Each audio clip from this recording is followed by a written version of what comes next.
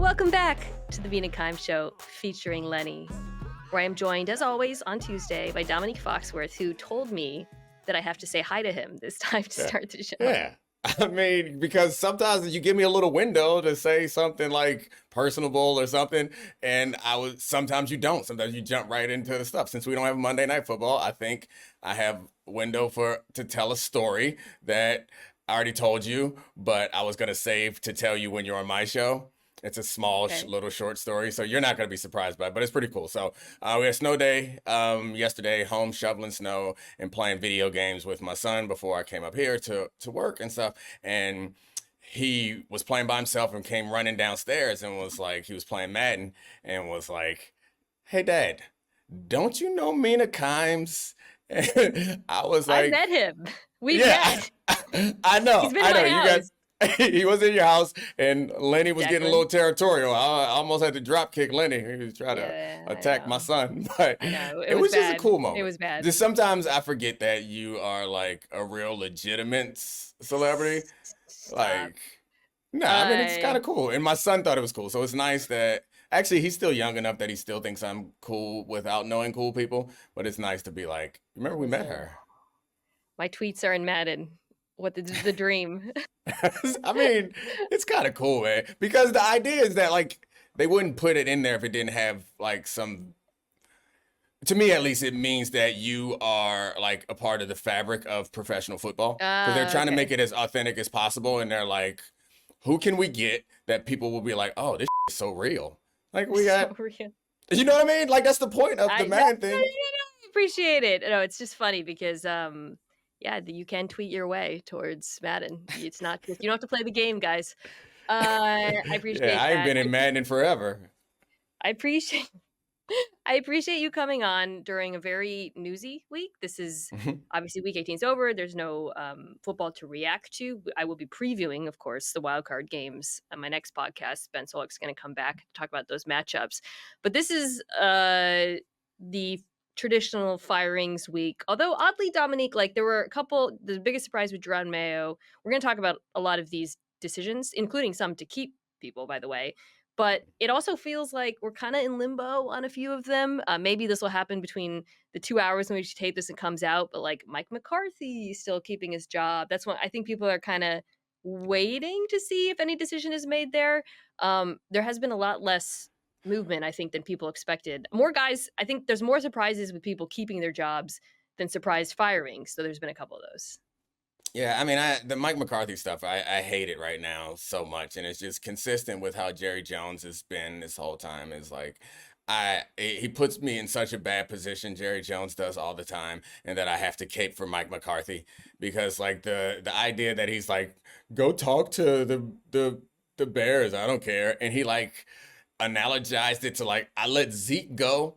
Zeke is an over 30 running back. Of course, you can let him go. Like, it's entirely different. And I don't know. I just think that the coaching position is unique in so many ways. Coach and quarterback are like, they're a little bit different. You have to treat them a little bit different. And Jerry Jones has kind of treated his quarterback and his coach like they aren't important. And then it makes it harder for them to go do their jobs after that. So it just bothers me. The lame duck year, having him coaching the lame duck year, and then allowing his contract to expire and not saying we're going to move on. But then, I don't know. It's like he's trying to create negotiation leverage for a contract that doesn't affect his salary cap. Just stop it. Well, one of my questions, we're playing a game of this or that. And one of my questions was, is it more likely that the Cowboys keep or move on from Mike McCarthy? I just got off a first take. I'm sorry. No, I mean, I've done about 200 Jerry Jones, Mike McCarthy segments on that show as well. We can just do that now quickly because it's not. The fact that he let him talk to them makes me weirdly think he's staying, which is bizarre. It's like, look, my wife is still desirable. Other men want her kind of vibes. Maybe that goes down some very weird rabbit holes. This time of year is a lot like, I was thinking this while I was on TV, but I didn't want to say it because like, I feel like we offer different products. as far as the podcasts or TV shows and whatever, you know what I mean? And so like the TV shows, I think it's fair for us to engage in some of these things that I believe to be unserious because it's fun and that's what people are there for. But I think right here, like we can be honest about some of these things. Is like they feel like draft like leverage and negotiating Yeah, subterfuge. You know, it's like right. Mike Tomlin could be traded. No, he can't. Like, who's doing Kevin this? Why are you O'Connell, there doing was a this? report. There were like teams that Yeah, want to trade for Kevin. I was like, you yeah. don't need to do this for him. Like, we already know he's Sark, amazing. Steve, did you see that? Steve Sarkisian is No. like in these. Like, what are we doing? And that's to me like I feel like the McCarthy thing is real, at least because I don't assume that they just wanted to waste his time for a sham interview. We saved that for the black coaches. But I think that the Bears obviously are interested in some capacity. So this one, at least this one doesn't Yeah. feel fake. Well, I'd be surprised that if they hired him, but it doesn't feel I fake. would too. I mean, it would obviously. I think any team that hires him, pardon me, this year is going to get a lot of blowback from the fan base. I mean, my thing about Mike McCarthy is I think he's a good coach. He is obviously well liked by his players. Seeing some of them talk about him over the last couple of days, I think has been pretty striking. The Cowboys veterans, obviously, they had a horrible hand dealt to them this season. But the reason why I think Dallas needs to move on and why I'd be hesitant if I was a team like the Bears with a young quarterback is that offense was so difficult and quarterback unfriendly that and it was true before Dak Prescott got injured. He had the highest tight window throw rate, unsurprisingly, right? And it was true after. Cooper Rush has like the fourth highest tight window throw rate. Some of that is the way the team is built and them not getting enough separators and secondary options to CeeDee Lamb. But a lot of it is the offense too. And it just feels like Dallas, they have to turn the page on that offense Right. and find a way to make it more quarterback friendly next year. Yeah, I think quarterback friendliness is a good way to gauge this because I would say that it's not a bad offense, it's a dated offense. And it is very much the reason why it's dated, I think, is because it's about the quarterback understanding what he's seeing before the Yeah. snap. And we're gonna run our plays. It's a do what we do type of thing. And like the quarterback needs to be very smart and very accurate. And I could understand making an argument for Caleb Williams in this system because a lot of what we see from Caleb Williams is like snap the ball, let's figure it out. And that system that Mike McCarthy runs is very different, but I think it makes it, to your point, it's not quarterback friendly. When there are offenses that can just give you plays, like we're just gonna this, don't think about it. Yeah, drop back, fake the ball here, look over there. No matter the coverage, this guy's gonna be open. That's nice. Than I just opposed don't to know what how they're you doing. can watch the NFC North game we watched Yeah, between the Vikings and Lions and feel good about that type of offense going right. into and there's other examples obviously throughout the league. But okay, so here's my first question for you. Second question, I guess. Which team has a bigger ownership problem? Tennessee, who just fired their GM, Ran Carthon, kept the head coach, Brian Callahan, or Jacksonville, who unsurprisingly fired Doug Peterson, but in perhaps the most shocking move of the entire offseason, retained Trent Baalke. This is a tough question, Dominique. So we got the Khan family with Jacksonville, Shad Khan. With the Titans, you got Amy Adams Strunk. Yeah, I mean, I think the Khan family, that situation makes me more concerned because at least in Tennessee, it feels like they are not aligned with any single person. Maybe they don't have a vision, and maybe you're not going to get as fair a shake as you believe, but given Trent Baalke's history and given that he has remained there, I'd be more concerned about entering a situation that feels like I'm being dropped in a place that's already like there are already alliances and there's already relationships that I don't understand and I can't impact. At least I get the feeling in Tennessee, which it may like it's not much better, but it feels a little better. Where it's like they chose the GM over the coach, and now they chose the coach over the GM. That's a different coach. It feels like maybe possibly I could get in there and make my case to be the guy because it seems clear that in Jacksonville, Trent Baalke has somehow achieved Howie Roseman status without performing Howie Roseman's magic. Littlefinger is the obvious comparison that comes to Right. mind. I was trying to think of other pop culture examples of. Have you seen Gladiator 2? I haven't. Is it Oh, good? okay. This is not well, it's a spoiler actually if I say who he That's reminds fine. me of in Spoil it. Gladiator It'll be 2. okay. Why other people might wanna watch it, it just It's started no, no, streaming. no, I'm no, not no, gonna no, remind no, it. no, no. If you've seen it, there Spoil is a it. character played in Gladiator 2 who Trent Baalke's character reminds me a little of. I guess Rasputin, historically, if we want to be a little bit more highbrow, is the one that comes to mind. I feel so bad for Jags fans because at least Titans Yeah. fans, obviously your owner is erratic and you laid out all the crazy decisions she's made. She just seems like she's steering a ship like constantly Yeah. changing tack, and that's a problem. Also, the weird she put out like a weird statement kind of throwing him under the bus, like, oh, we Mm, need wins and losses. And like I think what concerns me about ownership there is like she seems to have a misapprehension of who the team is, which yeah. is this was very obviously a rebuilding team.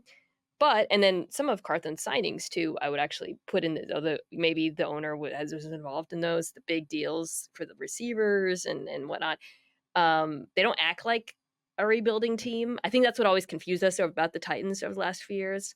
So I think what the problem is, there's this sense that there isn't realism about where they are as a team, and then there's no process.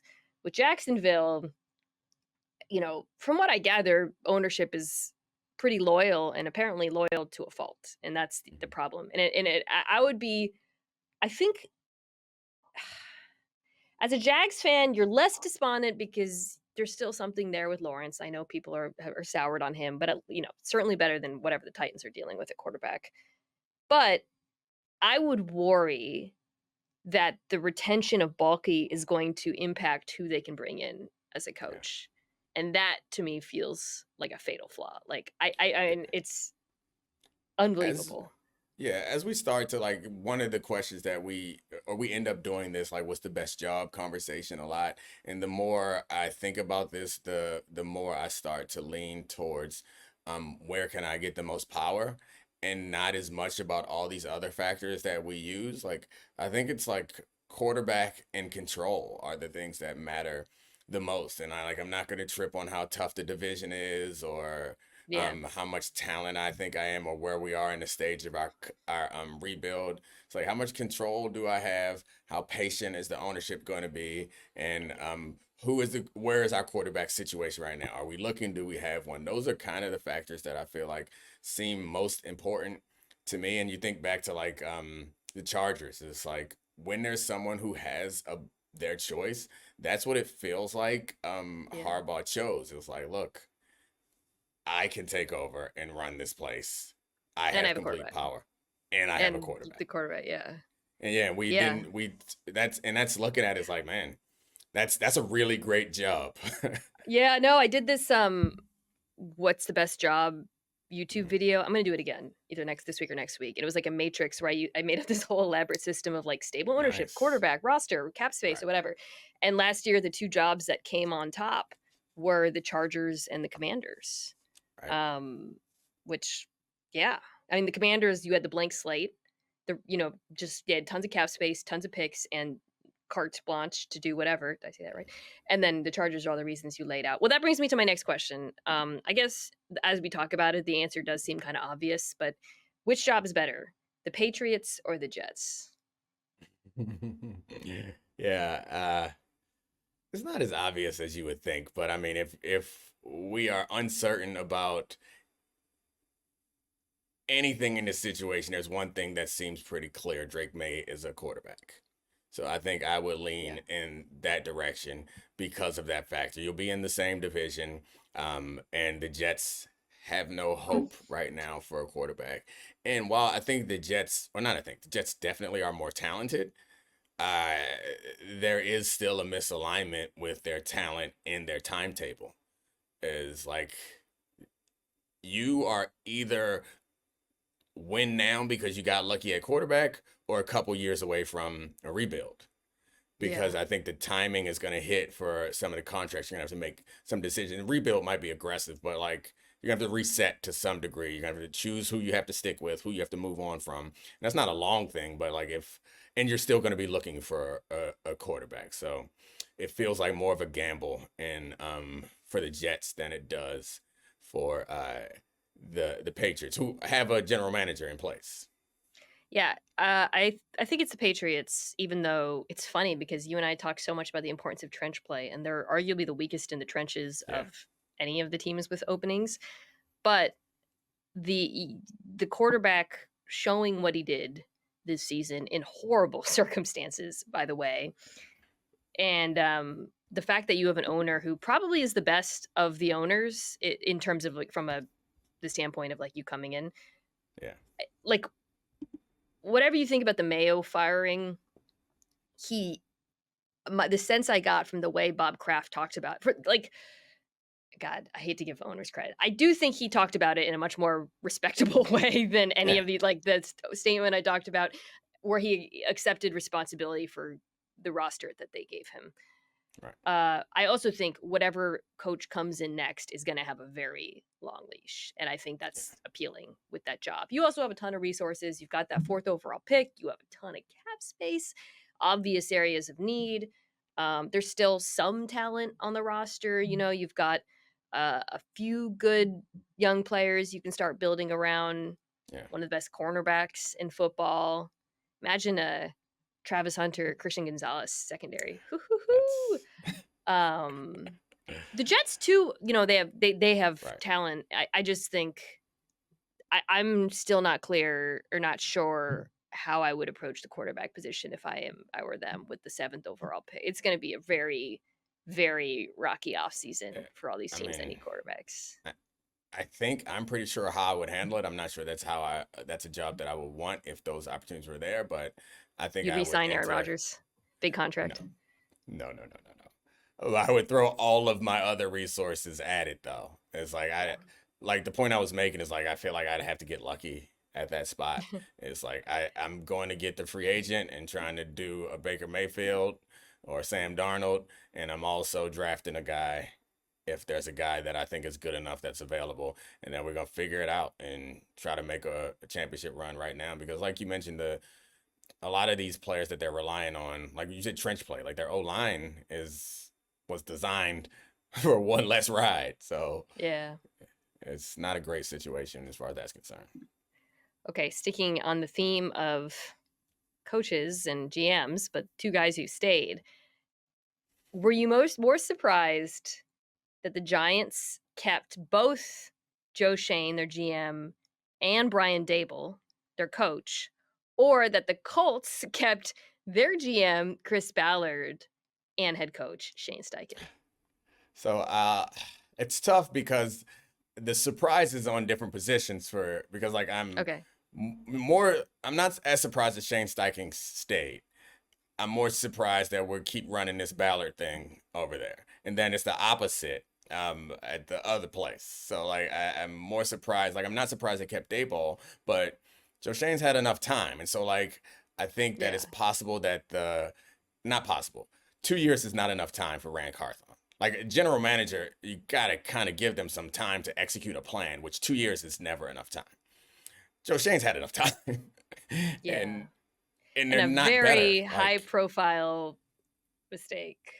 yeah, That's what surprised me about mistakes. that because usually mistakes, yeah, but Yeah, usually your when quarterback, right? yeah, well, the original sin was the Daniel Jones contract that ultimately Mhm. led to them letting Saquon walk, but all of it was like on tape. That's what Yeah, kind of surprised me because usually if an owner is embarrassed the way that the Giants front office was embarrassed by that Hard Knocks is what I'm talking about, you know, where he's right. literally on tape talking about letting Saquon walk.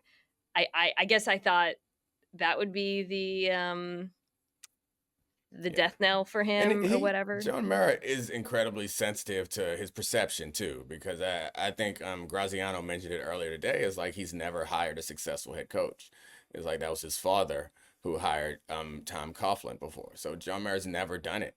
Like he's never been the head of this organization and made the decisions that led to anything worth being proud of. And I think he is. I think to your point, I would have expected that this public embarrassment would have caused him to throw somebody under the bus. So I guess if there's any credit I can give to him is that he's showing that loyalty. You know what I was more surprised with the Colts and the Giants about the GMs and the coaches, Yeah. personally, because with the coaches, you can ascribe the ups and downs to the quarterback position. The Hmm. GMs, put them in the situations that they're in. And I think what would concern me if I was a Giants or a Colts fan is I think the one thing you don't want is a GM who is playing making decisions to win now because they want to save their jobs, right? You want a GM who's coming in and doing the right long-term thing for your roster.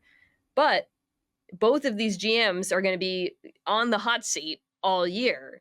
So I would worry that they would be making decisions with that in mind, with that sort of short-term timeline, regardless of whether or not it aligns with the long-term direction of the franchise. Right, which is only amplified by the comments that John Mara made. It was like it better Yes. happen fast. It's like you're really hurting your own cause. Him and Jerry Yes. Jones are really hurting their own cause because every week Joe Shane and Brian Dayball are going to have to be faced with the fact that their reporters remember just a few months ago, and their players remember just a few months ago the owner of the team did not say what he should have said. Was like, I have complete confidence in this. Like, we had a rocky patch, but I met with them today and we had a long meeting, and now I have faith in the direction that we're going in. He said it better happen fast, like just Yeah. undercutting the opportunity for this team to have any success. Yeah, you go back to the Lions owner, Sheila Ford Hamp, I think is her full name. Mhm.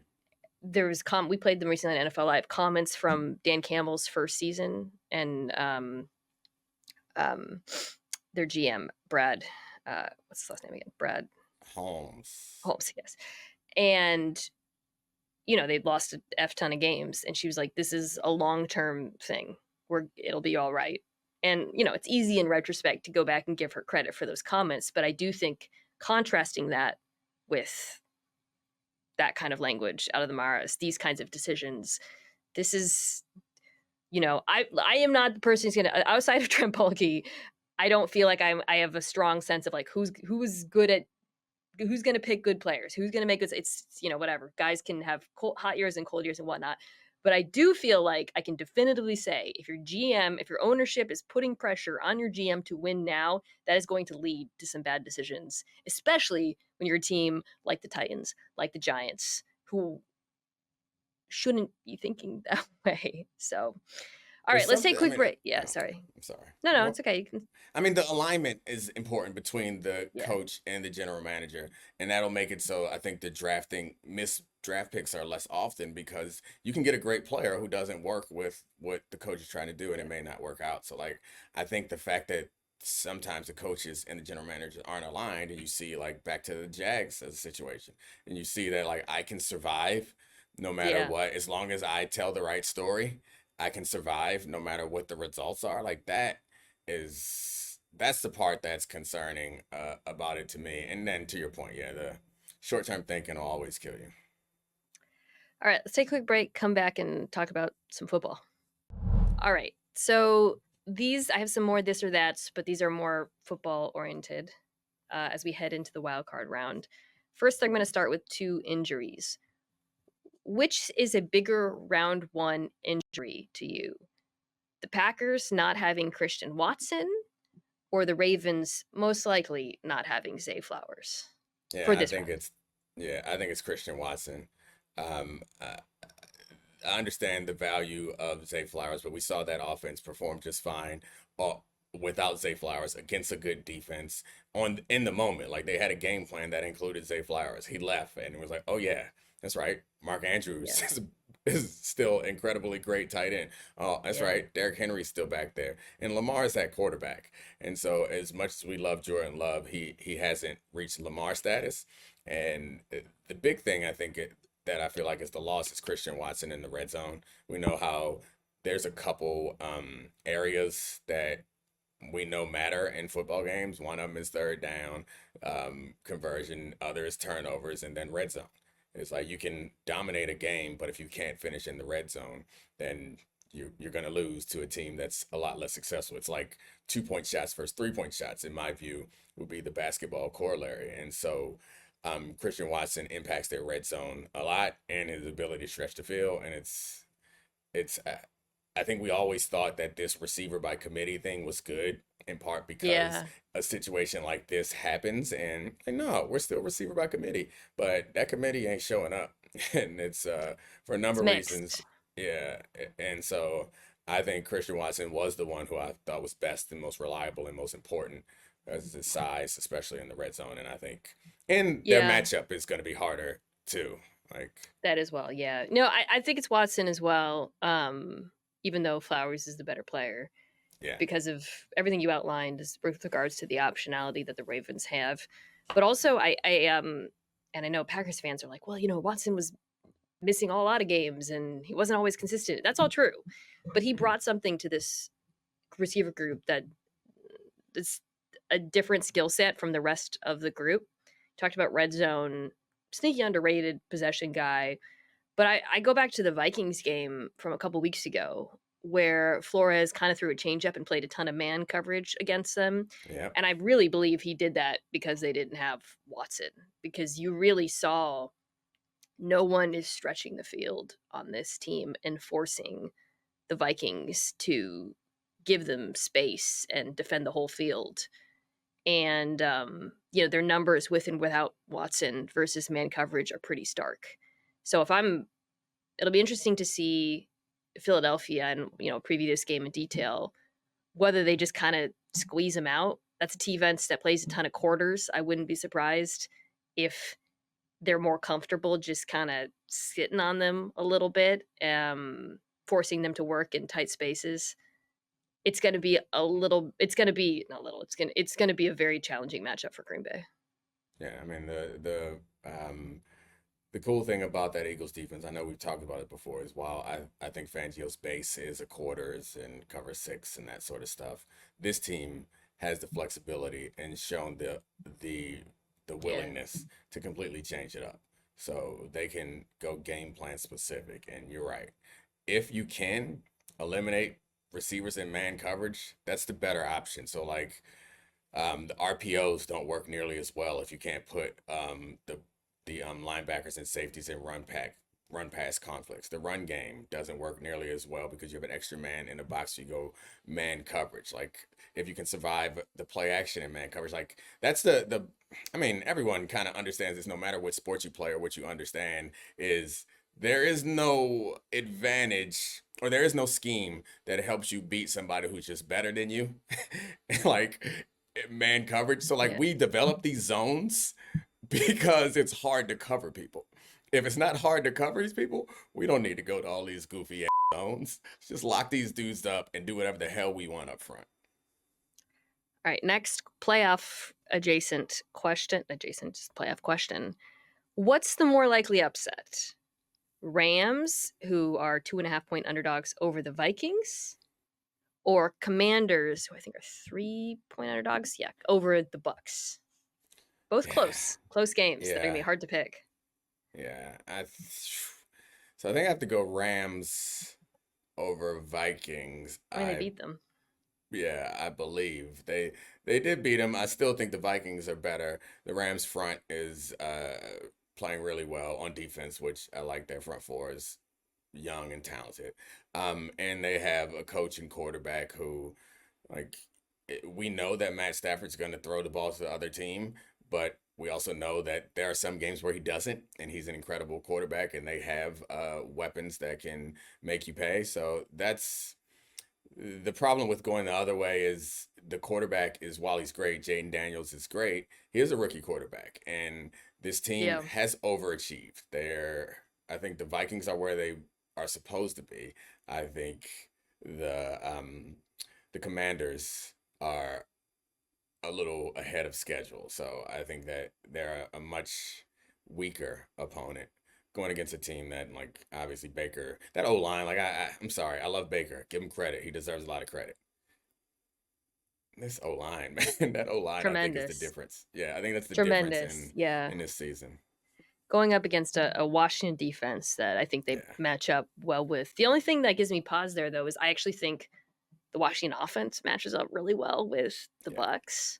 Like I think back to the last time Todd Bowles played a rookie quarterback in the postseason, and it was Jalen Hurts. You remember that year when he just yeah. blitzed the hell out of him, and then he Hmm. blitzed the hell out of the next 2 years Yeah, later. Lord.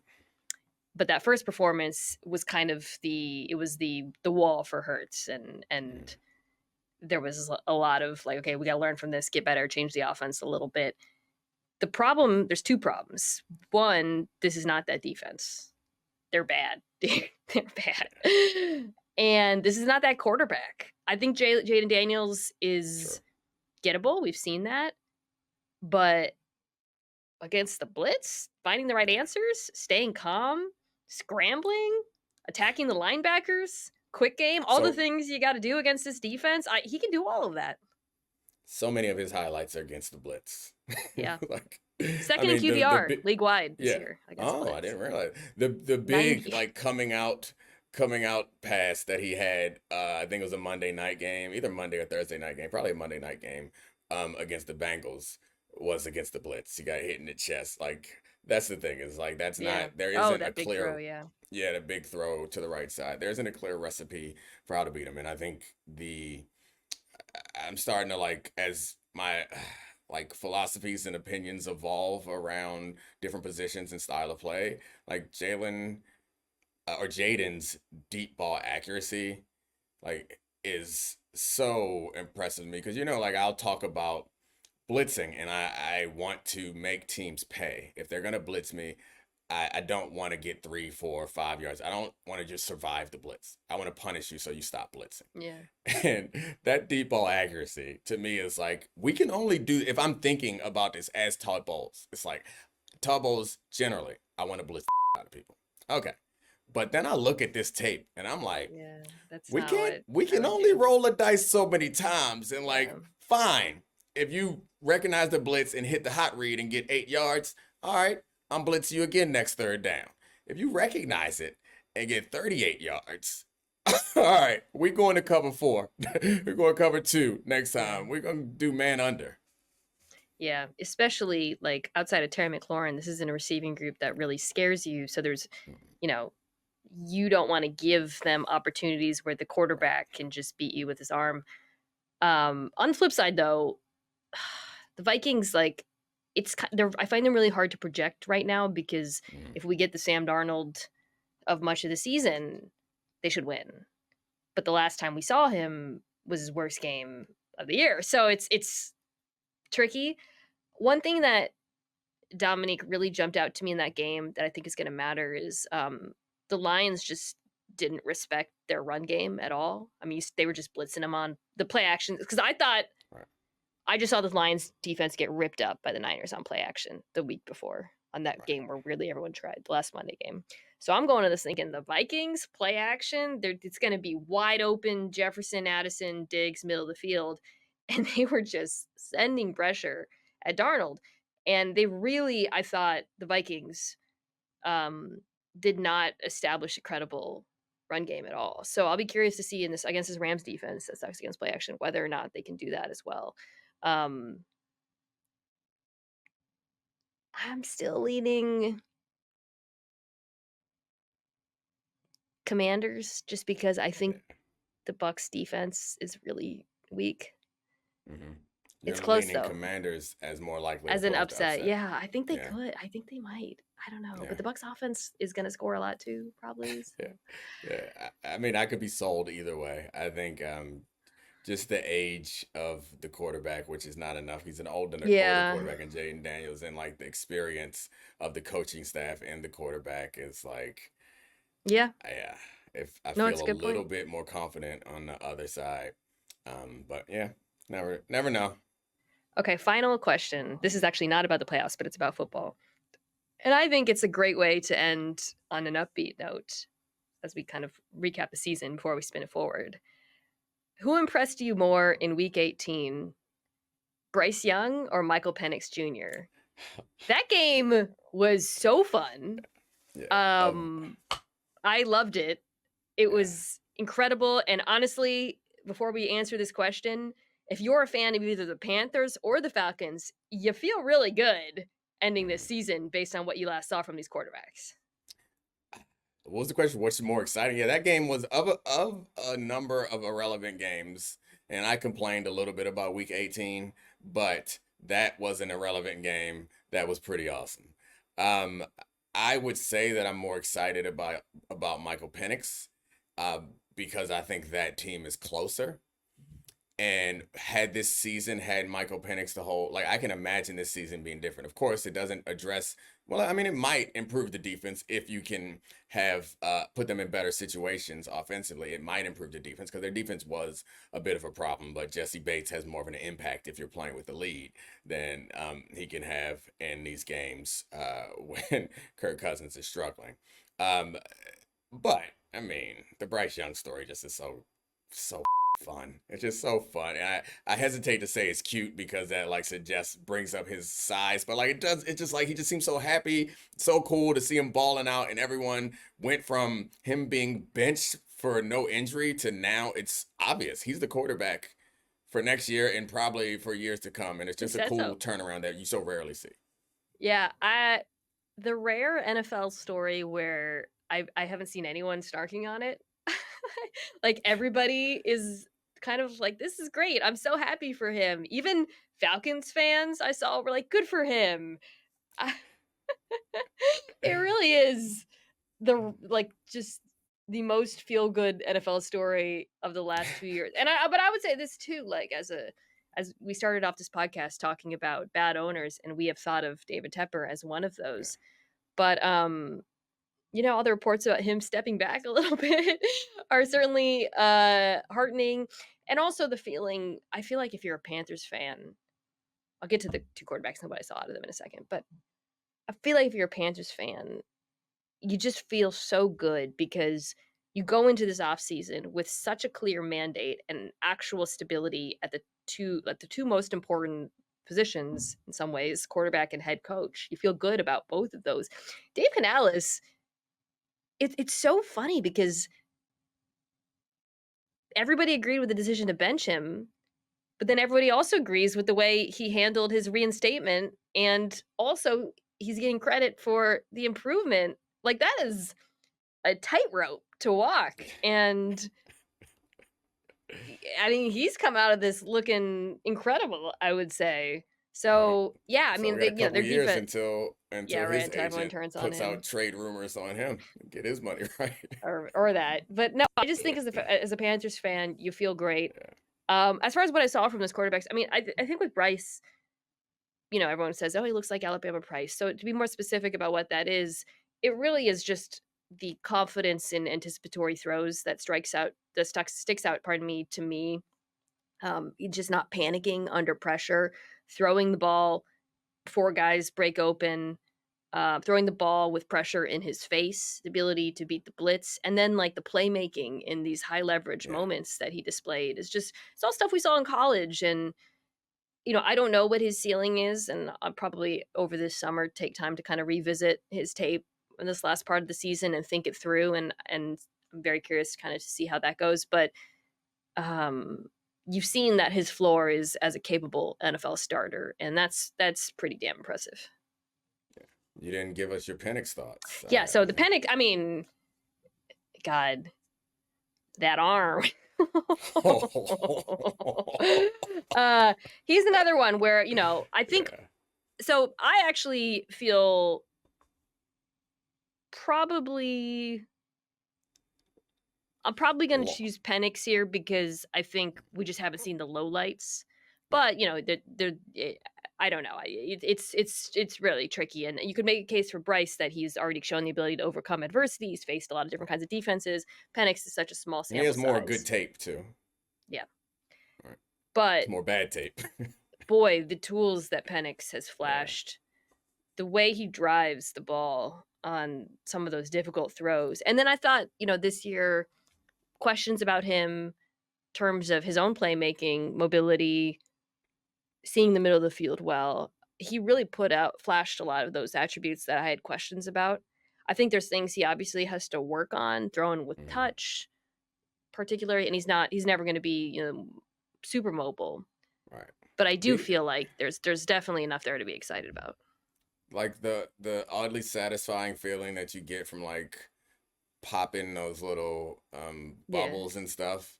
Like I get that feeling from when a player presents something in college and you imagine the best Yeah. case scenario of what it'll look like in the NFL. And like that when watching Penix in this last game, I got that feeling where it was like Yeah. it's kind of feels like a circle being completed. It was like I saw this, I thought it was gonna look like that. These pieces have come together, and it just like it feels kind of good in a weird way that I can't explain. When it's like it's not me, it's not a friend of mine, it's not a team I'm rooting for, but I'm just like yes. And the same thing with Bryce Young. It's like yes, that was the best case scenario, and seeing it just is kind of a cool feeling. Yeah, they're flashing all of the exact traits that we liked about them. Still, obviously, look, throw a little bit cold water. Both those defenses are bad. I don't like how uh, you lead in like some I'm office sorry, they're bad. gossip. Hey, They're okay, bad. look. And they're going to face difficult tests down the road. But I think just seeing those attributes on display, having the full off season to build around them, and to identify pieces to surround them with. Although that's the other thing about the Panthers. Man, that offensive line is not bad. They really fixed that thing. Yeah. So, you need skill players, obviously. The T. Higgins, whatever you're thinking he's getting paid, I think it's not enough, to be honest. Yeah. Not you, just general people. Because both, like the Panthers should really, really be in the market for him. But I think it's directionally it feels good. It's funny, right? Because like the Falcons missed the playoffs and made a lot of mistakes along the way, and the head coach deserves a lot of heat for some of those mistakes. But Mhm. because you finished that seat, it really shows you how a quarterback is like mouthwash for an entire organization. Because both of these teams, Yeah. their fans, if I had to do like a fan sentiment, I think they'd be Yeah. pretty damn high because they both feel good about their quarterback. Yeah. Absolutely right. I mean, how do you feel about your quarterback? I feel good. Good. Yeah, we didn't How even do you feel talk about about your O line? I'm sorry.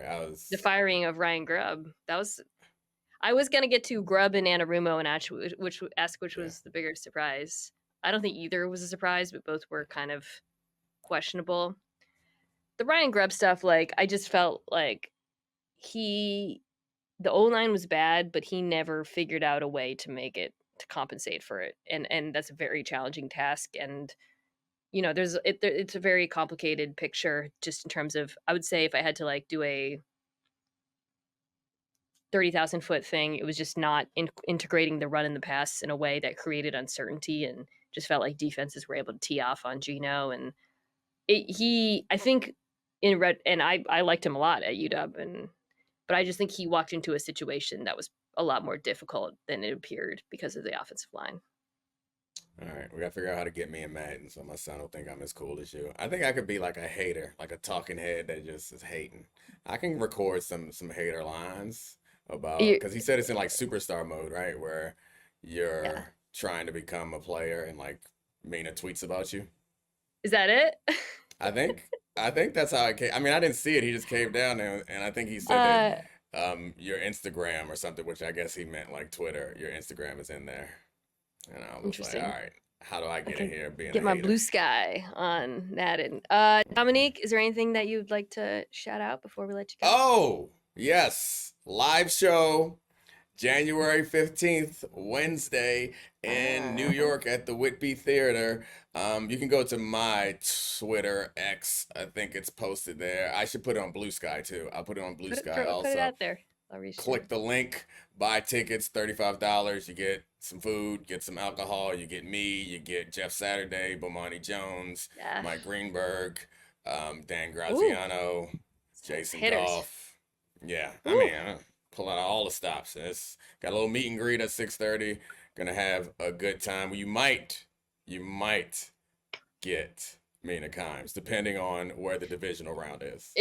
We're LA is where the wild card game is. Oh, Could yeah, not the work wild card. out better for you, girl. Oh yeah, For yeah, yeah. Wild card is I fine. I'm when divisional round.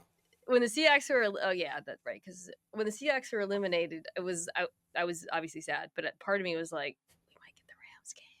ESPN might get the Rams game. The other thing I want to remind people about is to vote for the 2025 Sports Podcast Awards. The Mina Kimes Show is a finalist for Best American Football Podcast. Voting is open for the next week. The link will be in the description of this podcast, which you can also watch at YouTube if you want to see me sitting in a empty control room in Bristol, Connecticut at youtube.com/@Mina Kimes. Otherwise, I will be back later this week to preview the wildcard round.